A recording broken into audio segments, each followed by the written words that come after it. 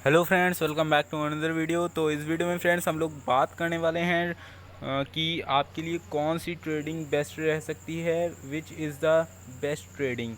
तो यहाँ पे जैसा कि आप देख पा रहे हैं हमारे पास इंट्राडे, इन्वेस्टमेंट और स्विंग ट्रेडिंग जो बोलते हैं, वहाँ पे इन तीनों में मैं कंपैरिजन करने वाला हूँ। तो आइए फ्रेंड्स पहले स्टार्ट करते हैं इंट्राडे की, जो कि आपकी चहेती ट्रेडिंग भी हो सकती है या फिर होगी कई लोगों की। तो बिना किसी देरी के इस वीडियो को स्टार्ट करते हैं फ्रेंड्स। इस वीडियो को यदि आपने लाइक नहीं किया तो लाइक कर दीजिएगा, और भी कंटेंट आते रहते हैं हमारे इस चैनल पे, सो सब्सक्राइब भी कर लीजिएगा अगर आपको हमारा चैनल पसंद आता है तो। सो अगर हम बात करें यहाँ इंट्राडे ट्रेडिंग की, तो यहाँ पे बहुत ही रिस्की ऑप्शन यहाँ पे आप कह सकते हैं, या फिर बहुत प्रॉफिटेबल ऑप्शन कह सकते हैं, जो कि इंट्राडे हो सकता है। बट यहाँ पे जो 95% लोग होते हैं वो ऑलमोस्ट लॉस करते हैं अपना पैसा इंट्राडे के अंदर। तो आप इसमें थोड़ा सा अगर नए इन्वेस्टर हैं तो अभी आप इसमें ड्रॉप करिए। इसमें आपको बहुत बच के चलना चाहिए, क्योंकि ये हमेशा आपको अट्रैक्ट करेगी और हमेशा आपको ललचाएगी। बट आपको एक अपना माइंड, एक डिसिप्लिन बना के चलना है, और इंट्राडे में सिर्फ वही लोग एक अच्छी पकड़ रख सकते हैं जिनको बहुत सालों का एक्सपीरियंस हो, ना कि 1 साल या 2 साल। 1 या 2 साल तो आपको इसको समझने में ही लग जाएगा। और अगर आप बात करें तो इंट्राडे जो होता है ये बहुत ही एक्सपीरियंस वालों के लिए होता है। आफ्टर आप जैसे ही 3 या 4 साल अबव होते हैं तब आप इसमें एंट्री कर सकते हैं, और जितने नए हैं इससे अट्रैक्ट होते हैं और फिर इसमें आप अपना लॉस कर बैठते हैं, जिसके कारण आप एग्ज़िट हो जाते हैं मार्केट से।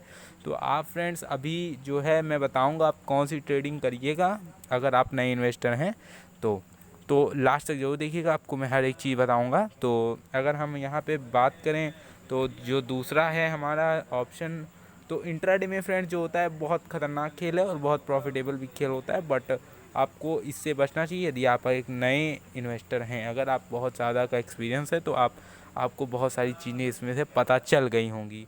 तो अगर दूसरे की बात करें जो कि इन्वेस्टमेंट होता है, तो इन्वेस्टमेंट फ्रेंड्स उनके लिए ये बहुत अच्छा रहता है जिनके पास ढेर सारा पैसा है, या फिर वो अपने पैसे को सेफ रखना चाहते हैं। बट फ्रेंड्स यहाँ पे एक बहुत बड़ी बात मैं आपको बताना चाहूँगा कि अगर आप इन्वेस्टमेंट करते हैं, अगर आपका वो इन्वेस्टमेंट सही जगह नहीं रहता है, तो वो आपका पैसा सेफ नहीं है फ्रेंड्स।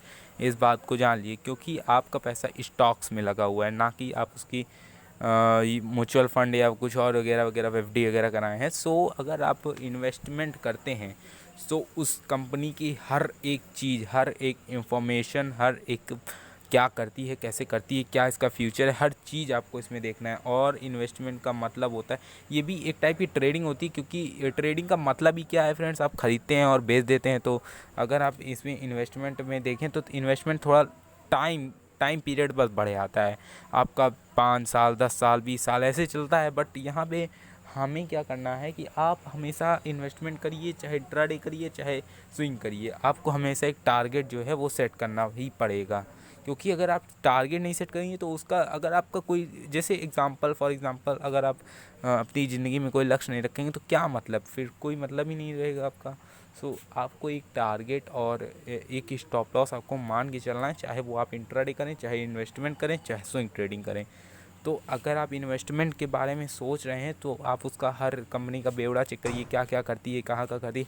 और इन्वेस्टमेंट में एक और बात फ्रेंड्स ध्यान में रखिएगा कि अगर आप इन्वेस्टमेंट करते हैं तो वो भले 2,000 की कंपनी हो, 2,000 3,000 यहाँ तक कि 20,000 तक की भी हो, बट उसका काम अच्छा होना चाहिए।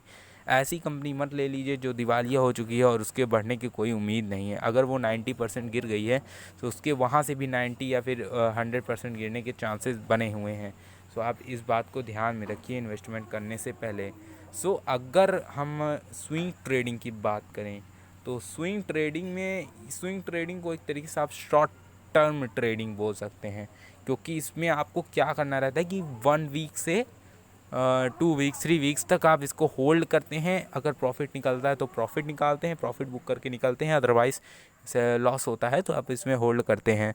सो यहाँ पे आपको बहुत सारी चीज़ों का यहाँ पे ध्यान में रखना पड़ता है। तो इसकी ये जो स्विंग ट्रेडिंग होती है इसको कैसे स्टॉक्स हम सेलेक्ट कर सकते हैं स्विंग ट्रेडिंग के ऊपर, उसके बारे में मैं वीडियो लाऊंगा और आपको बहुत अच्छी इन्फॉर्मेशन उसमें मिलेगी। सो फ्रेंड्स, उसके लिए फ्रेंड्स आप एक लाइक जरूर कर दीजिएगा इस वीडियो को। और अगर स्विंग ट्रेडिंग की बात करें तो फ्रेंड्स इसमें आपका जो है रिस्क थोड़ा कम हो जाता है। बट अगर आप एक तरीके से आपको रिस्क तो तीनों में है फ्रेंड्स, ऐसा कोई नहीं है कि इसमें रिस्क नहीं होगा, रिस्क फैक्टर हर जगह है, बट यहाँ पे प्रॉफिट फैक्टर भी बहुत ज़्यादा है। तो अगर स्विंग ट्रेडिंग करते हैं तो स्विंग ट्रेडिंग में आप कभी किसी का लीवरेज वगैरह मत लीजिए, और ख़ास कर कि आप अपने पैसे ट्रेडिंग करिए। और जो इंट्राडे होता है इसमें भी लीवरेज बहुत ज़्यादा दी जाती है, इसके कारण हमें लॉस हो जाता है। सो अगर आप न्यू हैं फ्रेंड्स, अब यहाँ से जो हमने पीछे क्वेश्चन किया था कि कौन सी ट्रेडिंग नए इन्वेस्टरों के लिए सही रहती है, तो यहाँ पे अगर आप देखें तो स्विंग ट्रेडिंग में according to me is the best trading अगर आप नए हैं तो। क्योंकि फ्रेंड्स अगर आप यहाँ पे देखेंगे तो स्विंग ट्रेडिंग में होता क्या है कि आप कोई स्टॉक लेते हैं और कुछ दिनों के लिए होल्ड करते हैं, और फिर उसके बाद जैसे वो गिरता है तो आपका एक स्टॉप लॉस रहता है, वो हिट हो जाता है, या तो आपको प्रॉफिट बुक हो जाता है। आप जो भी टारगेट लगाए हों 20%, 30%, 10%, 5%, जो भी अकॉर्डिंग टू आप लगाए हैं, तो वो इस स्विंग ट्रेडिंग में होता है। और अगर आप जैसे देखें तो आपको स्विंग ट्रेडिंग में भी बहुत सारे फैक्टर्स का देखना पड़ता है कि क्या वो कंपनी मतलब लगातार बहुत ज़्यादा दिनों से तो नहीं गिर रही, क्योंकि अगर फ्रेंड्स कोई कंपनी बहुत ज़्यादा दिनों से गिर रही है तो थोड़ा सा उससे बचना ही चाहिए। क्योंकि बहुत लोग सोचेंगे ये कंपनी डिस्काउंट में मिली है, बट ऐसा नहीं होता फ्रेंड्स, क्योंकि वो अगर गिरी है तो उसके पीछे रीज़न ज़रूर होगा।